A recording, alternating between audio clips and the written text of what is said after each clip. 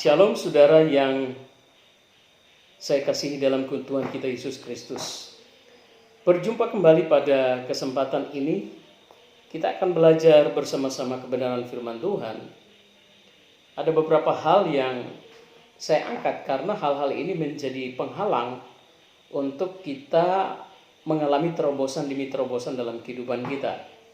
Hal-hal yang mungkin setiap hari kita ngalamin, kita sendiri melakukan tanpa sadar, atau memang itu adalah karakter yang sulit untuk dirubah di dalam setiap kehidupan kita. Tapi saya yakin bahwa tidak ada sesuatu yang sulit buat Tuhan untuk dapat merubah kehidupan kita. Asal yang pertama kita harus memiliki kemauan. Yang kedua, kita harus punya tekad untuk benar-benar kita keluar dari karakter-karakter seperti itu. Setiap orang pasti bisa berubah. Setiap orang juga pernah mengalami kesalahan,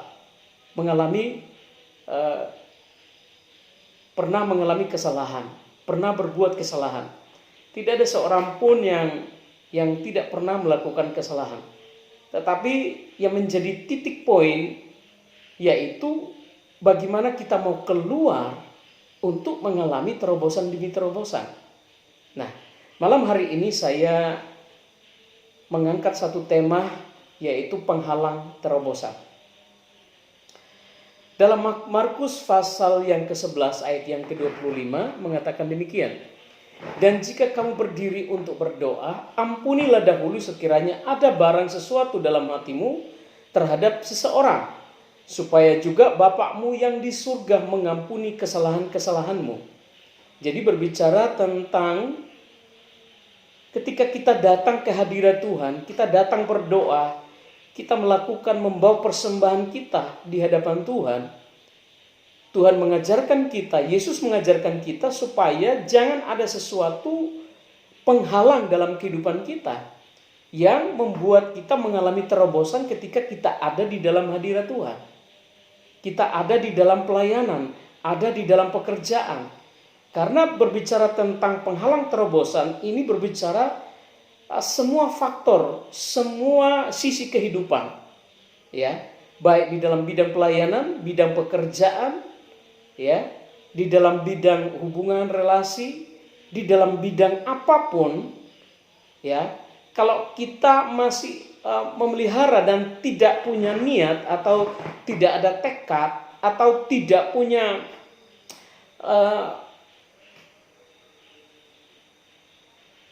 punya ambil satu keputusan untuk benar-benar kita melepaskan diri dari penghalang itu, maka kita tidak dapat mengalami terobosan demi terobosan. Dalam hidup ini, apalagi hari-hari ini, kita sedang dilanda dengan wabah virus corona atau COVID-19 yang sudah mewabah di seluruh dunia. Nah, hal-hal ini jangan membuat kita menjadi kerdil, membuat kita menjadi takut, membuat kita seakan-akan kita tidak bisa lakukan apa-apa. Ya, Tuhan memberikan kita hikmat untuk kita bisa melakukan segala sesuatu. Jangan kita terkungkung oleh rasa ketakutan kita sehingga kita tidak dapat melakukan sesuatu. Saya banyak belajar, bahkan ada seorang teman saya yang juga memberikan nasihat-nasihat yang sangat bagus, dan menurut saya itu hal yang penting untuk saya pelajari dan yang saya tangkap, supaya saya tidak terfokus dengan keadaan yang ada, tetapi harus melakukan satu terobosan supaya masih kita bertahan dan juga masih tetap kita punya penghasilan walaupun di dalam keadaan wabah yang sekarang ini yang memang sangat-sangat menggoncangkan bukan saja kesehatan dunia, tetapi ekonomi dunia. Terjadi krisis ekonomi yang luar biasa. Terjadi secara global, terjadi secara masif di mana-mana. Hari-hari ini banyak negara yang benar-benar mengalami goncangan itu. Tapi kita sebagai orang-orang yang percaya, yang takut akan Tuhan, kita diajarkan oleh Tuhan melalui firman-Nya untuk melakukan terobosan demi terobosan. Baik, sebelum kita melihat beberapa hal penting dalam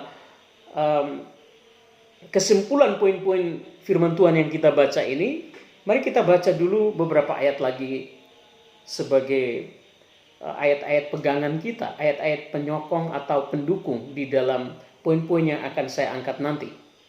Dalam Amsal pasal yang ke-8 ayat 13, takut akan Tuhan ialah membenci kejahatan. Aku benci kepada kesombongan, kecongkakan, tingkah laku yang jahat, dan mulut penuh tipu muslihat. Nah, ini juga adalah salah satu penghalang karena Tuhan bilang, aku benci. Baik, oke, kita lanjut dalam ayat ayat firman Tuhan selanjutnya. Yakobus pasal yang ketiga ayat 14 sampai ayat 18. Jika kamu menaruh perasaan iri hati dan mementingkan diri sendiri, janganlah kamu memegahkan diri dan janganlah kamu berdusta melawan kebenaran. Itu bukanlah hikmat yang datang dari atas, tetapi dari dunia, dari setan-setan. Di mana ada iri hati dan mementingkan diri sendiri, di situ ada kekacauan dan segala macam perbuatan jahat. Tetapi hikmat yang datang dari atas pertama-tama murni, selanjutnya pendamai, peramah, penurut, penuh belas kasihan, dan buah-buah yang baik, tidak memihak dan tidak munafik. Dan buah yang terdiri dari kebenaran ditaburkan dalam damai untuk mereka yang mengadakan damai. Ayat selanjutnya,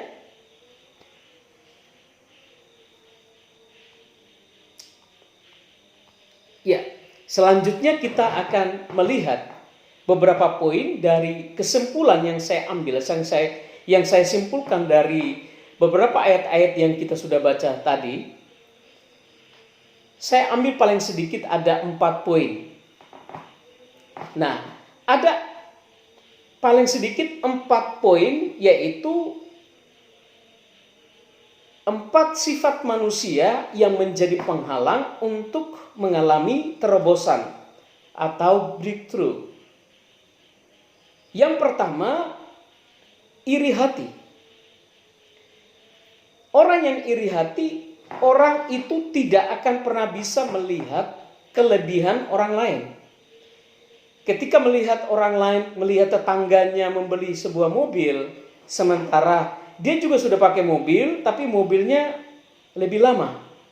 Lalu teman tetangganya itu membeli sebuah mobil lebih baru. Saudara, harusnya kan dia ikut bersuka cita. Puji Tuhan, alhamdulillah, teman saya, tetangga saya, saudara saya bisa atau diberikan berkat oleh Tuhan untuk dapat membeli mobil baru. Tetapi karena sifat dengki, sifat iri hati yang ada dalam dirinya, itu membuat dia melakukan satu terobosan, tapi bukan terobosan dalam tanda kutip terobosan yang positif, tetapi negatif. Dia mulai mencari pinjaman, dia mulai berhutang sana berhutang sini, tujuannya supaya untuk mengalahkan tetangganya yang baru saja beli mobil baru. Dengan tujuan dia akan beli mobil yang lebih bagus daripada mobilnya dia, tetapi dengan cara hutang. Dan dia tidak peduli, sekalipun dia harus berhutang, sekalipun dia harus menanggung beban, dia tidak peduli apa kata nanti. Yang penting sekarang saya bisa tampil lebih daripada dia. Nah, itu orang yang iri hati. Itu salah satu sifat yang saya angkat. Masih terlalu banyak sikap dari orang iri hati. Yang kedua, menyimpan dendam. Menyimpan dendam. Orang menyimpan dendam adalah orang yang sulit untuk mengampuni. Selalu dia bawa dendam itu dalam hatinya. Bahkan orang yang selalu menyimpan dendam, dia akan berkata begini, sampai kapanpun aku gak akan memaafkan dia. Sampai kapanpun aku gak akan mau ketemu dia. Sampai kapanpun aku tidak mau kenal dia. Sampai kapanpun. Saudara, itu adalah ciri-ciri orang yang suka menyimpan dendam, menyimpan kesalahan. Sulit baginya untuk mengampuni. Padahal Tuhan Yesus bilang apa? Ampunilah, supaya kamu juga diampuni. Jadi Tuhan mengajarkan kita untuk mengampuni orang lain supaya dosa kita diampuni. Jangan terus orang lain yang salah di mata kita. Jangan terus orang lain yang kita simpan amarah, dendam, kebencian terus menerus. Saudara, kebencian, dendam, menyimpan sesuatu yang pahit dalam hatimu, saya ingin sampaikan bahwa itu akan menjadi penyakit yang bisa menggerogoti hidupmu. Karena itu harus keluar daripada yang pertama, sifat iri hati harus dibuang, harus dilepas. Yang kedua, harus bisa mengampuni. Bagaimana caranya? Caranya terlalu banyak. Belajar firman Tuhan, baca firman Tuhan. Tuhan Yesus mengajarkan kita untuk mengampuni. Lepaskan pengampunan itu. Karena kamu menyimpan itu tidak ada satu keuntungan yang tidak akan membawa satu keuntungan dalam kehidupanmu, justru sebaliknya akan membawa malapetaka yang besar. Yang ketiga, kesombongan. Kesombongan ini ada dalam setiap pribadi, setiap orang, termasuk saya. Tetapi Tuhan mengajarkan kita untuk tidak sombong. Tuhan bilang, aku benci terhadap kesombongan. Aku membenci orang yang congkak. Aku membenci orang yang meninggikan diri. Dan Tuhan bilang apa? Barang siapa meninggikan diri, aku akan merendahkannya. Kesombongan itu sama dengan orang meninggikan diri. Yang selalu meninggikan dirinya sendiri dan merasa diri paling oke, paling hebat, paling pintar. Ya, tidak ada yang setara dengan dia. Hari ini saya ingin sampaikan, mari kita keluar, melepaskan diri kita dari rasa kesombongan itu. Semua yang kita punya hari ini, itu kan hanya karena anugerah Tuhan, hanya karena kemurahan Tuhan. Semua itu hanya titipan Tuhan. Ya, orang ganteng, dia tidak patut dia menyombongkan diri bahwa saya paling ganteng dari semua orang. Orang cantik, jangan merasa diri paling cantik daripada semua orang. Ya, boleh kita merasa sempurna, kita bersyukur dengan tubuh, dengan postur yang Tuhan sudah berikan kepada kita. Ya, ada telinga 2, ada mata 2, ada hidung satu. Kalau hidung 2 itu mah aneh. Mulut 1, ya. Sempurna, tangan 2, kaki 2. Tuhan telah memberikan sesuatu yang sempurna kepada kita. Kita bersyukur, patut bersyukur. Tetapi orang yang sombong, dia selalu angkuh dan merasa diri paling hebat daripada orang lain. Yang keempat, yang terakhir, orang yang tidak dapat keluar dari orang yang selalu terkungkung atau diikat dengan penghalang itu untuk mengalami breakthrough atau terobosan. Yang keempat adalah selalu mengukur dirinya di atas rata-rata.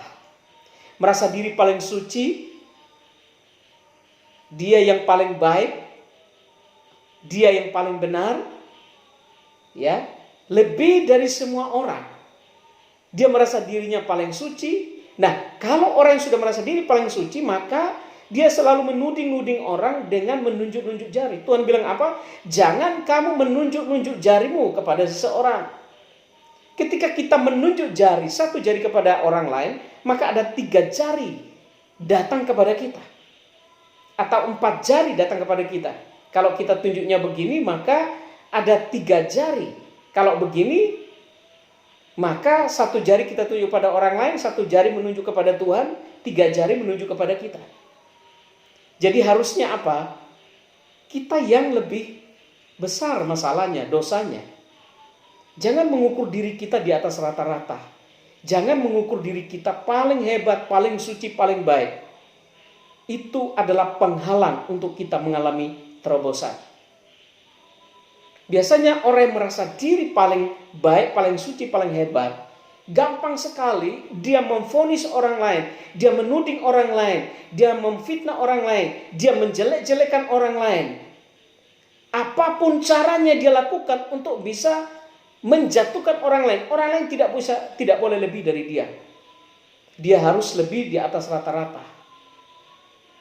Dengan cara bahkan dia memfitnah sekalipun dia tidak sadar kalau dia memfitnah orang lain. Bahkan Alkitab mengajarkan kita Sekalipun memang betul-betul ada orang yang telah bersalah, Tuhan bilang apa? Nasihatilah dia. Saling menasihatilah kamu seorang akan yang lain. Jadi kalau kita mendapati seseorang sedang melakukan kesalahan, jangan kita tuding dia, jangan kita menuding-nuding, menunjuk-nunjuk jari kepada dia, menghancurkan dia. Bahkan kalau bisa orang itu mati saja. Kita lebih daripada Tuhan. Akhirnya apa? Kita mengambil hak Tuhan menjadi seorang hakim di dunia ini. Itu menjadi penghalang untuk kita mengalami terobosan. Hari ini saya mengajarkan kita, termasuk diri saya sendiri. Mari kita keluar dari keempat hal ini. Iri hati, menyimpan dendam, kesombongan, selalu menukur dirinya sendiri di atas rata-rata. Mari kita melepaskan diri dari semua ini. Tuhan membenci terhadap orang yang melakukan ini. Dan saya yakin kita pasti akan mengalami terobosan demi terobosan. Dan Tuhan pasti akan tolong kita. Tuhan akan mampukan kita. Tuhan akan melakukan perkara-perkara dahsyat, hal-hal yang hebat, yang luar biasa, yang kita terus alami terus bersama dengan Tuhan. Mari kita hidup di dalam Tuhan, hidup bersama Tuhan, hidup di dalam kebenaran Tuhan. Mari kita sama-sama belajar. Saya dan Anda sekalian, saya, Bapak Ibu Saudara sekalian, mari kita sama-sama belajar untuk kita tunduk taat sama Tuhan. Tidak perlu iri hati, tidak perlu dendam, tidak perlu sombong. Kita harus menyadari siapa kita sebenarnya di hadapan Tuhan. Dan jangan selalu mengukur diri. Kita paling suci, paling hebat, paling baik daripada orang lain. Kalau kita melakukan itu, maka kita mengambil hak Tuhan. Ketika seorang perempuan yang kedapatan berbuat zina,